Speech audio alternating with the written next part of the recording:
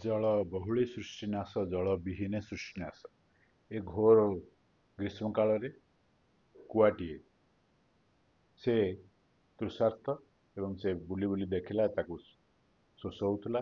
ସେ ଆସିକି ଦେଖିଲା କୋଉଠି ଗୋଟେ ପାଣି ଅଛି ଗୋଟେ ଜାରରେ, ତାକୁ ସେ ଚେଷ୍ଟା କଲା ଯେ ପାଣି ପିଇବା ପାଇଁ ଏବଂ ଦେଖିଲା ପାଇଲାନି, ଥଣ୍ଟ ଉଡ଼ିଗଲା।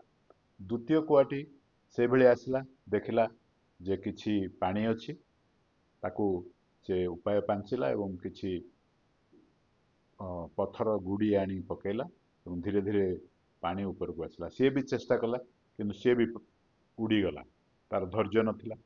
ଏବଂ ତୃତୀୟ କୁଆଟି ଆସି ବସି ଦେଖିଲା ଯେ ତାକୁ ତୃଷାର୍ଥ ଲାଗୁଛି, ଶୋଷ ଲାଗୁଛି, ପାଣି ଆଣି ଗୁଡ଼ି ପୁଣି ପକେଇଲା ଏବଂ ସେ ଥଣ୍ଟରେ ଲାଗିଲା ଏବଂ ପାଣି ପିଇଲା ଏବଂ ଆନନ୍ଦରେ ସେ ଉଡ଼ିଗଲା।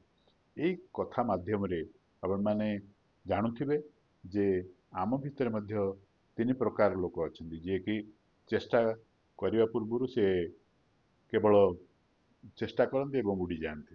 ଏବଂ ଆଉ କିଛି ଅଛନ୍ତି, ଆମେ ଚେଷ୍ଟା କରନ୍ତି, ଅଧା ରାସ୍ତାରେ ମଧ୍ୟ ଆମେ ଛାଡ଼ି ଦେଇକରି କାମକୁ ପଳେଇ ଯାଆନ୍ତି।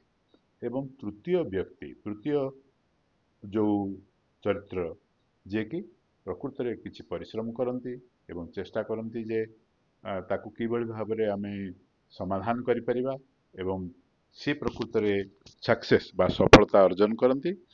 ଯେମିତିକି ତୃତୀୟ କୁଆଟି ଚେଷ୍ଟା କଲା ଏବଂ ପାଇଲା, ପିଇଲା ଏବଂ ଉଡ଼ିଗଲା। ତେଣୁକରି ସମସ୍ତେ ଆମେ ଚେଷ୍ଟା କରିବା। ଧନ୍ୟବାଦ।